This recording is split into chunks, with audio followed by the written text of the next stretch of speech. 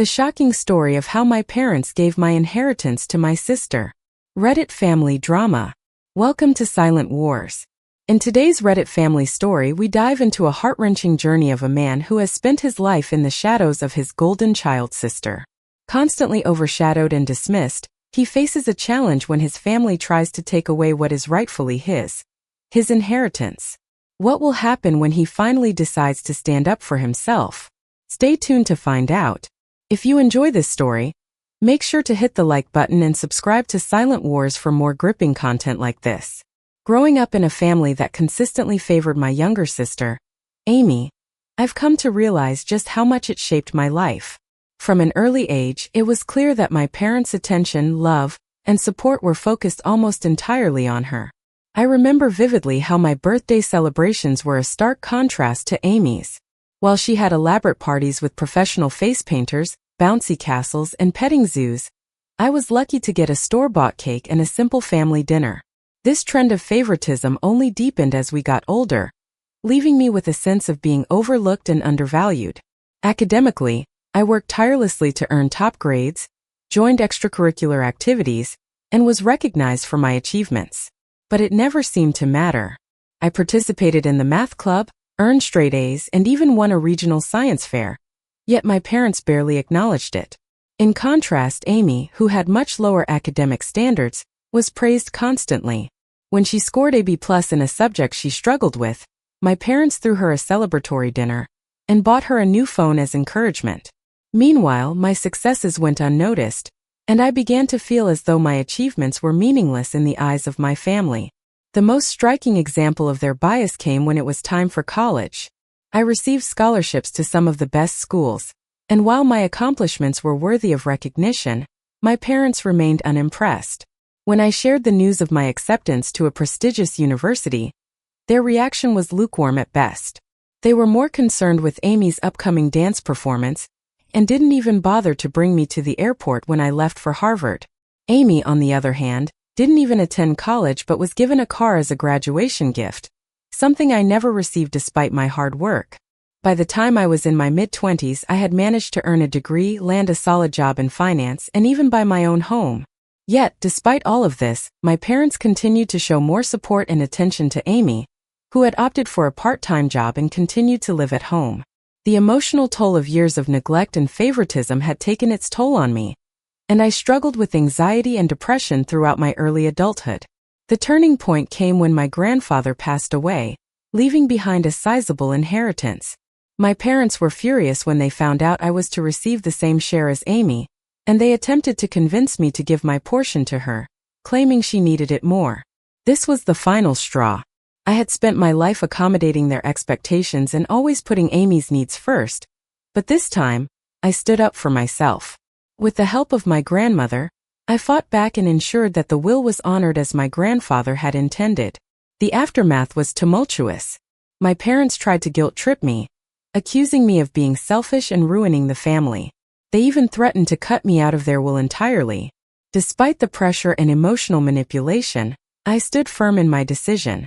The process revealed how deeply ingrained the favoritism was in my family, but it also gave me the opportunity to reclaim my self-worth and assert my own value.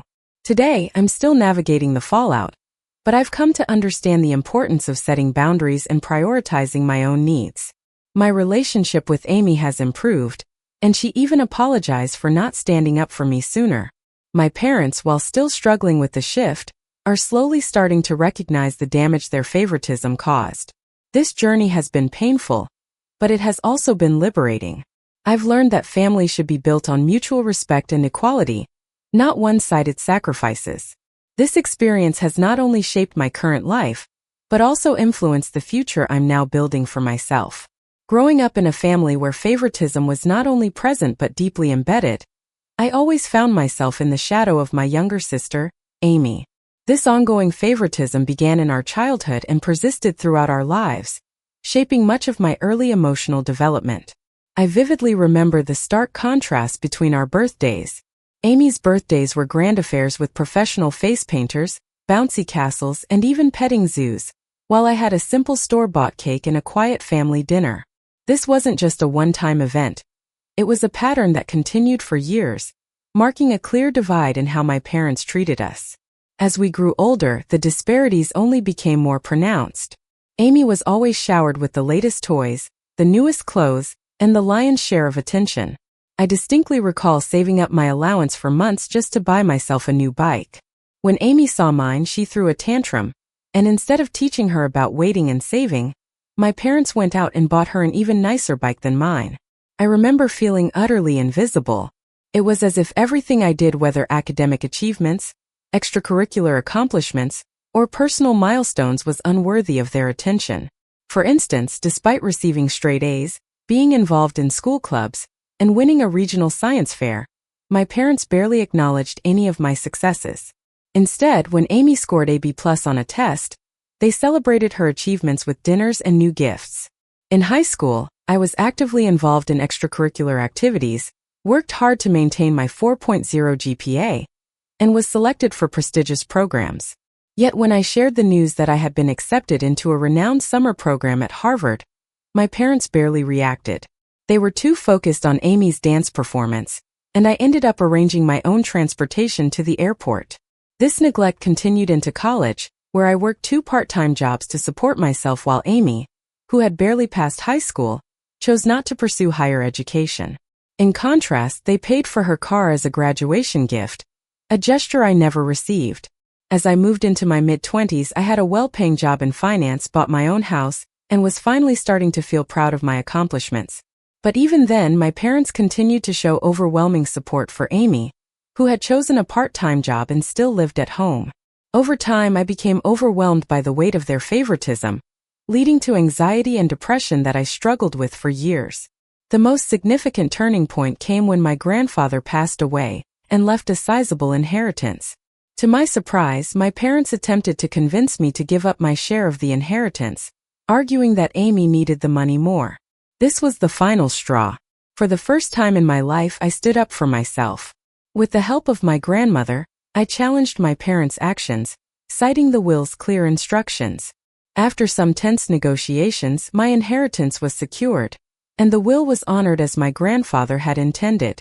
While this situation was emotionally draining, it ultimately led to some surprising positive changes. My relationship with Amy, who had always been caught in the middle, began to improve. She even apologized for not standing up for me sooner, realizing how much their favoritism had affected both of us. Although my parents initially resisted the shift, they slowly started to understand the damage their actions had caused. My mother, after attending therapy, began to make tentative steps toward reconciliation, acknowledging the unfairness of the past.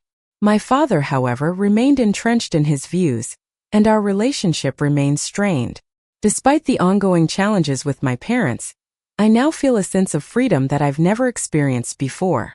I've learned the importance of setting boundaries, asserting my self-worth, and putting my needs first. This journey has not been easy, but it has empowered me to take control of my life and chart a new course.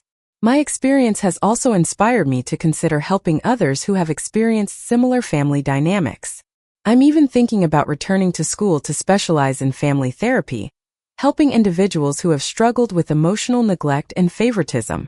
This chapter of my life may have started with pain, but it's leading me toward a future of personal growth, healing, and independence. Growing up in a family where favoritism was not only prevalent but constant, I always found myself living in the shadow of my younger sister, Amy. From a young age, it was clear that Amy was my parents' favorite child, particularly my dad's. This favoritism became a core part of our family dynamic and shaped much of my childhood. I distinctly remember how our birthdays were celebrated so differently. Amy's birthdays were grand occasions, complete with professional face painters, a bouncy castle, and a petting zoo. Meanwhile, my birthdays were marked with a simple store-bought cake and a small family dinner. This wasn't a rare occurrence, it was the pattern for everything. As we got older, the inequality continued. Amy received the latest toys, the nicest clothes, and always had their attention. I recall saving up my allowance for months to buy myself a bike when I was 10 years old. But when Amy saw it, she threw a tantrum, and instead of teaching her patience or how to save, my parents immediately went out and bought her a better bike. This sort of behavior continued into our school years. Amy's school functions were always attended by both of my parents, while they often missed mine. I remember being thrilled to be chosen for the school play, a big moment for me, only for my parents to arrive late and miss my major scene because they were attending to Amy, who had a minor stomach ache. As high school and college approached, the differences became even more glaring. Despite working tirelessly to maintain a 4.0 GPA, being involved in extracurricular activities, and even getting into prestigious programs, my parents were hardly impressed. I was chosen to attend a renowned summer program at Harvard, an incredible achievement, but my parents barely reacted, instead shifting their focus to Amy's dance performance. When it came time to apply to college, I worked hard on my essays and received a scholarship to attend my dream school. Yet, my parents barely acknowledged my success, while they supported Amy's decision not to attend college and celebrated her achievements despite her barely passing high school. These moments of neglect affected me deeply, leading to feelings of inadequacy and anxiety that I struggled with throughout my young adult life. It wasn't until my grandfather's death that things began to change. He left an inheritance that would have allowed me to pay off my student loans and set me on a path to financial security. However, my parents tried to manipulate me into giving up my share of the inheritance, arguing that Amy needed it more. This was the breaking point. For the first time, I stood up for myself, and with the help of my grandmother, I fought to ensure that my inheritance was honored as Grandpa had intended. This situation, though painful, became a turning point. It gave me the strength to confront the favoritism that had shaped my life. Over time, my relationship with Amy began to improve. She apologized for not standing up for me sooner, and together we started rebuilding our sibling bond. As for my parents, there have been small but significant changes. My mother began attending therapy, and although my father still resists change, he has acknowledged some of the damage he caused. While the family dynamics remain challenging, I now feel more empowered than ever. I've learned the importance of setting boundaries and prioritizing my own well-being, and I'm starting to build a life based on my values, not my parents' expectations. Growing up in a family where my younger sister, Amy, was clearly the favorite, I spent years feeling overlooked and undervalued. From an early age, it was apparent that Amy was my parents' golden child. I vividly remember how, at the age of 5, Amy had a lavish birthday party with professional face painters, a bouncy castle and a petting zoo, while I received a store-bought cake and a simple family dinner. This set the tone for the rest of our childhood. As we grew older, the favoritism only became more obvious. Amy always had the best clothes, the newest toys, and the most attention, while I had to make do with hand-me-downs. I recall saving up for months to buy a new bike when I was 10, only to have my parents immediately buy Amy an even nicer one when she threw a tantrum about it. This scenario played out time and again throughout our lives. As a teenager, the disparity became even more painful. Amy's school functions were always attended by my parents, while I had to perform in school plays and receive awards with no one in the audience. Despite my achievements such as winning first place in a regional science fair, excelling in academics, and being the editor of the school newspaper, my parents rarely acknowledged my successes. When I was chosen to participate in a prestigious summer program at Harvard, my dad barely acknowledged it, instead shifting the conversation to Amy's upcoming dance performance. I often felt invisible, as if no matter how hard I tried, nothing I did could compare to Amy's accomplishments in their eyes. When it came time to apply for colleges, I was accepted into several prestigious schools with a scholarship, but again my parents' reaction was muted. They had no real praise for me, while they celebrated Amy's decision not to attend college, despite her lackluster academic performance. I worked multiple part-time jobs to support myself during college, while Amy's needs were always catered to. This ongoing favoritism wore me down emotionally, leading to years of anxiety and self-doubt. The turning point came after the death of my grandfather, who had always treated his grandchildren equally. In his will, he left me an inheritance of $500,000, a sum that could help me pay off my student loans and invest in my future. However, my parents once again tried to manipulate me into giving up my share, arguing that Amy needed it more. This was the moment when I realized I could no longer accept the role of the family doormat. I stood my ground, refusing to give up what was rightfully mine. With the help of my grandmother, who revealed that my parents had previously attempted to influence my grandfather's will, I was able to ensure that the inheritance was distributed fairly. While my parents initially reacted with anger and guilt, the situation led to significant changes in my life. My relationship with Amy, who had always been influenced by our parents, began to improve. She apologized for not standing up for me earlier, and we started to rebuild our sibling bond. Although my parents still struggle with the changes, I now feel more empowered than ever. I've learned to set boundaries and prioritize my own well-being. I no longer feel the need to prove myself to my parents or live in their shadow.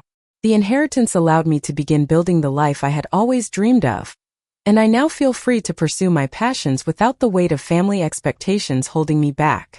Despite the ongoing challenges with my parents, I am confident in my ability to continue moving forward and to build a healthier, more fulfilling life for myself. Growing up in a family where my younger sister, Amy, was always the favorite was a challenging experience. From an early age, it was clear that my parents' attention was predominantly focused on her, leaving me to fend for myself. I vividly remember how, when I was 5, Amy had a grand birthday celebration with a bouncy castle, professional face painters, and a petting zoo, while I had a simple store-bought cake and a quiet family dinner. This pattern of favoritism continued throughout our childhood, with Amy receiving the best clothes, the newest toys, and constant praise for her accomplishments, while I was relegated to the background. As we grew older, the disparity between us became even more apparent. My parents would attend every event for Amy, from school performances to dance recitals, while I was left to take part in my own activities without any support. Despite my achievements like excelling in academics and winning awards, my parents barely acknowledged my efforts. I remember one particularly painful moment when I was selected for a prestigious summer program at Harvard. Instead of celebrating my success, my parents quickly shifted the conversation to Amy's upcoming dance performance. This constant neglect of my achievements hurt deeply, and it became clear that no matter how hard I tried, I would never receive the same level of recognition or approval that Amy did. In high school, the favoritism continued to affect me emotionally. I worked tirelessly to maintain a high GPA, join extracurricular activities, and excel in my studies. Yet, my parents were more interested in Amy's social life and her decision not to attend college, despite her lackluster academic performance.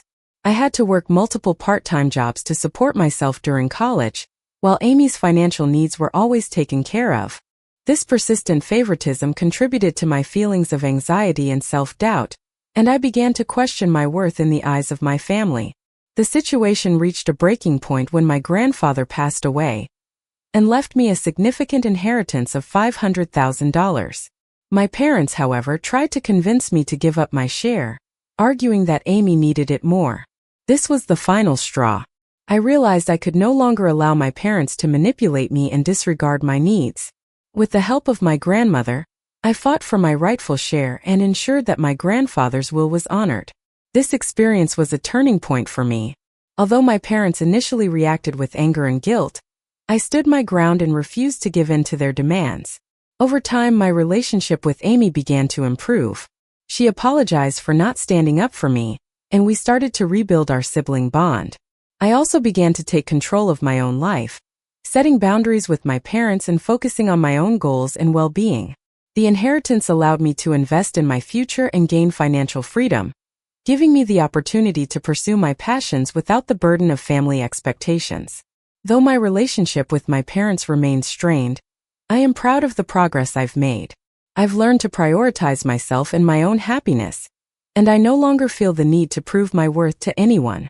This journey has taught me the importance of self-respect and standing up for what's rightfully mine, and I am excited about the future and the life I am building for myself. Growing up in a family where favoritism was not only apparent but persistent shaped much of my childhood. My younger sister Amy was always the golden child, a role my parents created for her, and I was left struggling to get any attention. From the earliest memories I have, Amy was the focus of almost everything. I remember her elaborate birthday parties with face painters, petting zoos, and bouncy castles, while my own birthdays were overlooked with a simple cake and family dinner. These early experiences set the tone for a life where I felt invisible, constantly living in Amy's shadow. As we grew older, the contrast between how my parents treated us became even more stark.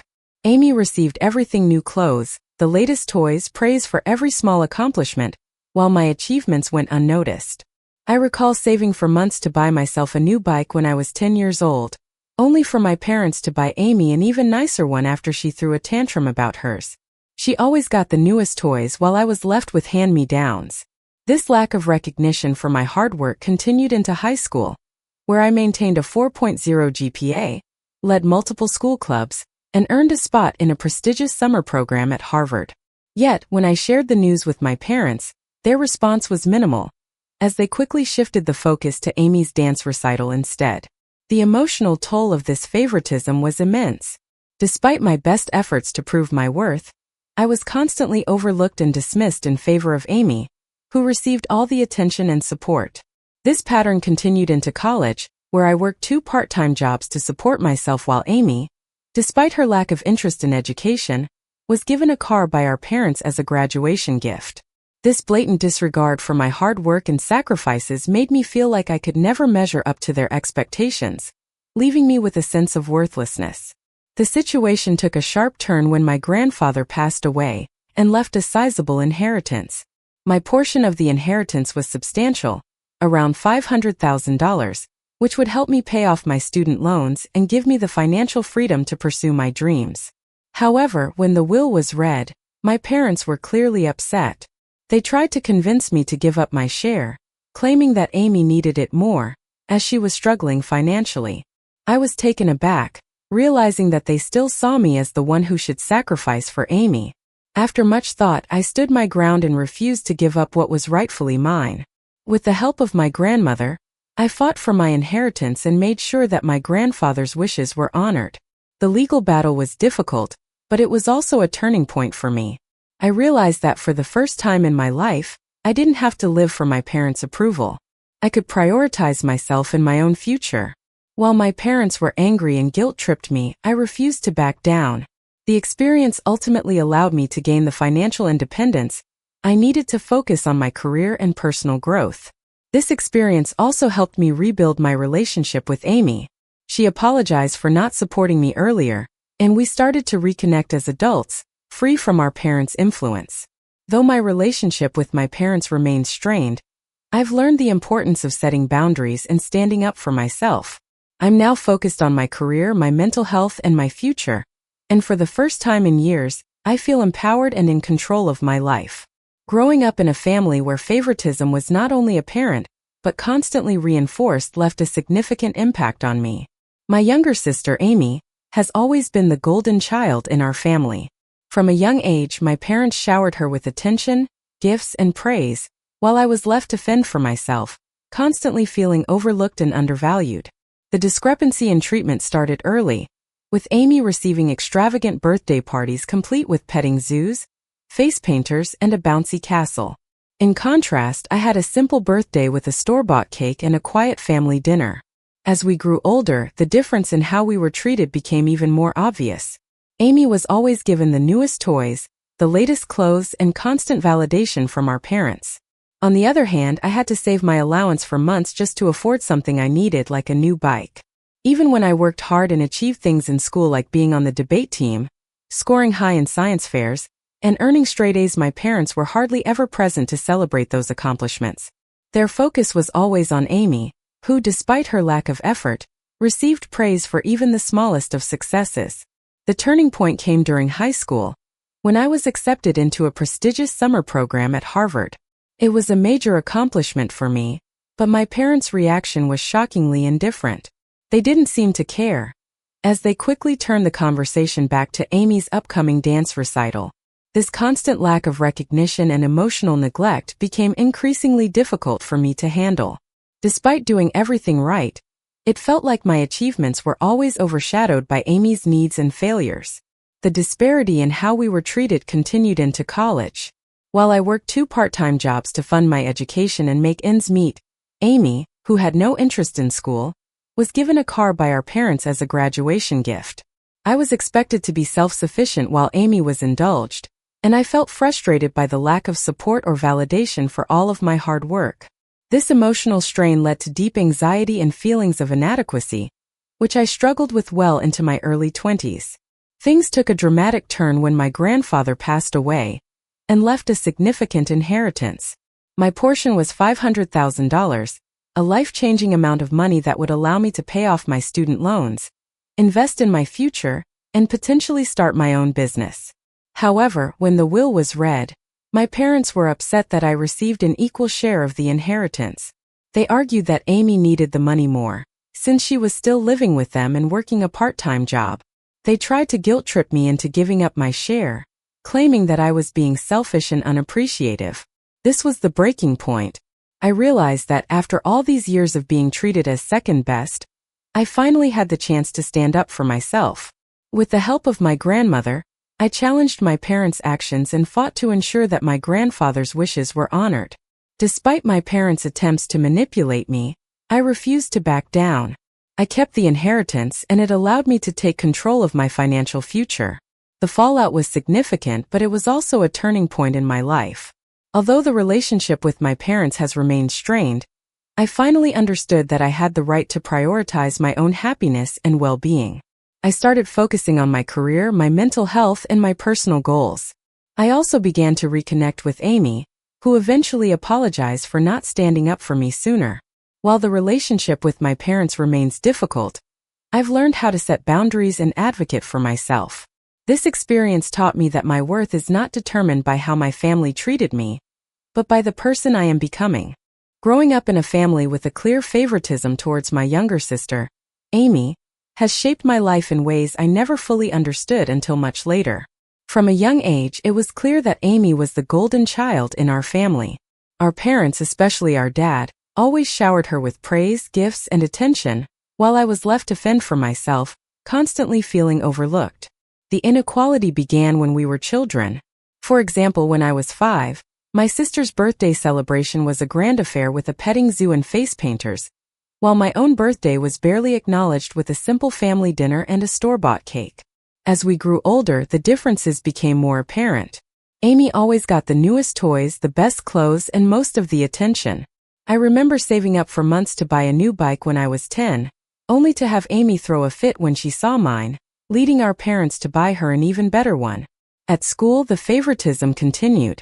Amy's school events were always attended by our parents, while mine were often ignored.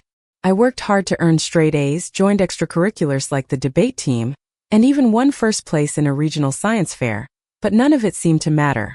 My parents were too focused on Amy's lack of effort, and praised her for even the smallest accomplishments, like getting a B+ in a subject she struggled with. The situation didn't improve during high school or college. I worked hard to get into prestigious universities and earn significant scholarships, but my parents barely acknowledged these achievements. When I shared my excitement about being accepted to a summer program at Harvard, my dad's response was less than enthusiastic. On the other hand, when Amy graduated high school, our parents lavished her with a car as a graduation gift, even though she had no plans to attend college. This treatment, rooted in favoritism, became increasingly difficult to endure. Then came the inheritance. When my grandfather passed away, he left equal shares of his estate to his grandchildren, including Amy and me. However, when the will was read, my parents expressed their displeasure that I received the same amount as Amy. They claimed that she needed the money more, as she was struggling and living with them. They even went so far as to ask me to give her my portion of the inheritance, which was a significant sum. This request was the breaking point for me. I had spent my entire life being treated as second best, but this was a chance to assert my worth. With the help of my grandmother, I confronted my parents and fought to make sure my grandfather's wishes were respected. Despite their efforts to manipulate me, I refused to give up my rightful share. This decision not only solidified my financial future, but also gave me the strength to stand up for myself in a way I had never done before. While the fallout from my decision was intense, it marked a turning point in my life. Although my relationship with my parents remains strained, I've learned that my value isn't determined by how they treat me. I've started focusing on my career, mental health, and personal growth. More importantly, I've begun rebuilding my relationship with Amy, who, after a lot of reflection, apologized for not supporting me sooner. The journey hasn't been easy, but it has taught me the importance of setting boundaries and taking control of my own life. One important lesson from this story is the power of self-worth and the importance of standing up for oneself, even in the face of long-standing family dynamics. For many of us, especially as we age, family expectations and years of favoritism can weigh heavily, leading us to feel overlooked or undervalued. However, as we grow older, it's crucial to realize that our value is not defined by how others treat us, but by how we treat ourselves. Setting healthy boundaries, advocating for what is rightfully ours, and recognizing our own needs are powerful tools for maintaining emotional well-being. It's never too late to take control of our lives and make decisions that prioritize our happiness and peace of mind. Even though the process can be challenging, confronting difficult family situations and asserting our independence can lead to deeper self-respect and healthier relationships. For those of us who have spent years putting others' needs before our own, this is a reminder that it's okay to take time for ourselves, to heal, and to build the life we deserve. Life is about balance, and sometimes walking away from unhealthy dynamics is the best choice for our future. We may face conflict, but ultimately, we are the ones who hold the power to reshape our lives. Thank you so much for watching today's video. We hope you enjoyed this emotional Reddit family story of standing up for yourself and facing family drama head-on.